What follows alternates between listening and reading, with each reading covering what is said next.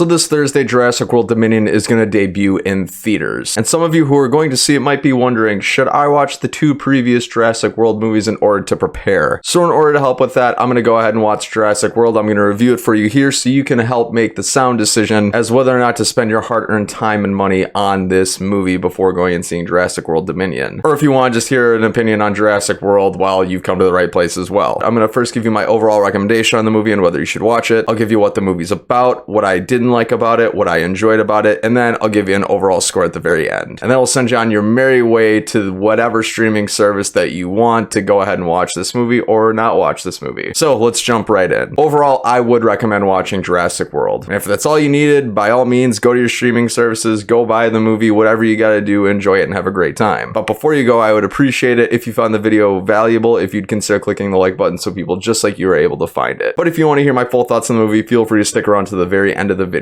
But just know, no matter what, I love ya. Alright, so what is Jurassic World about? In a nutshell, Jurassic World is a resort in which a lot of people go to visit dinosaurs. It's an entire island. Well, on this island, the staff have been under pressure from stakeholders in order to go ahead and make the park more attractive. So they design a dinosaur through some sort of sciencey DNA stuff. They create this beast and unfortunately it gets out of its cage, so now the whole park is running wild. So basically Chris Pratt and company have to go ahead, contain the threat, and we've got our movie. Alright, so let me start off with what I really enjoyed about the movie. Chris Pratt is electric and is worth the price of admission alone. He carries just about every single scene that he's in. He's putting his heart into everything. He's giving a bit of charisma. He's giving a little bit of that factor that I think every movie needs. And I would argue that he carries the entire film because not too many other characters really shine at all. He really brings his character to life and makes you feel like he's really the only one in the entire park who can appropriately deal with the situation that they're facing. He's logical, brave, experienced, all great attributes of a main action hero. And not only that, but I think the action set pieces with all the dinosaurs throughout the movie were electric and really entertaining. You get a lot of very violent scenes of dinosaurs fighting people, people fighting the dinosaurs, and the dinosaurs even fighting each other, which comes across really well on screen and is a ton of fun, and it's really interesting seeing all the dinosaurs interact with each other. All of that is brought together to create a really menacing experience and have you on the edge of your seat at some points throughout the movie. Does it elevate the movie to a whole new level though? Absolutely not. Which transfers me over into what I maybe didn't like so much about this movie. Aside from Chris Pratt, none of the other characters throughout the film I found to be very relatable, very entertaining, or just I didn't really care about them. The script tries to spin these side plot lines with a lot of the characters that are really meaningless. They come off as really corny, and in a lot of cases they come off as really annoying. I think for about the first half hour of the film, I got really annoyed with just about every character I saw, and I just couldn't buy into them or even really give a crap about what their plot took them next. They're fighting for survival, and honestly, you really don't care if they survive or not because they're just not likable characters, which is a really big bummer. I couldn't even really buy into Bryce Dallas Howard's character because she is supposed to be this prim, proper, and really put together person who's running this entire park, but the script given doesn't even remotely suggest that she's capable of running the situation, containing it, and she's really just not a leader. I just found the script to really contradict itself in that regard. It really made the characters not likable. I didn't really care about most of the plot line, and a lot of it just made the movie feel really flat. And in addition to that, I think the overall plot of the movie is just really one note. As I mentioned in the synopsis, all of it is really them trying to deal with this dinosaur getting out of its cage, and that's really it for the movie. It becomes a chase of trying to track this dinosaur down and try to stop it from killing everybody, but there's just nothing else to really elevate the movie. There's nothing there. It's got no substance. I mean, the movie tries to take it to a whole new level, but you just never quite buy into it because, like I said, none of the characters are likable, therefore none of the plot lines are either really likable. Despite the amount of dinosaurs that are in the movie and the amount of people that they sink their teeth into, they give nothing for you as the audience to sink your teeth into and enjoy deeply. Which is actually going to bring me into my overall score that I promised, so I will say this. I'll give Jurassic World a 5 out of 10. It's good enough, just good enough to watch. It's not going to be a life-changing experience. Some of you might not even like it, but I would say it's not a dumpster fire of a movie and therefore is worth watching. And friends, if this video is helpful to you, I'd be honored if you'd go ahead and consider clicking the like button so people just like you are able to find it. Or if you like videos just like this and want to see more, click these end cards up above if you want to see more, or the links down in the description below for your viewing pleasure. And once again, this has been the Bankrupt Hippo YouTube channel. I've been Bryce, and until next time,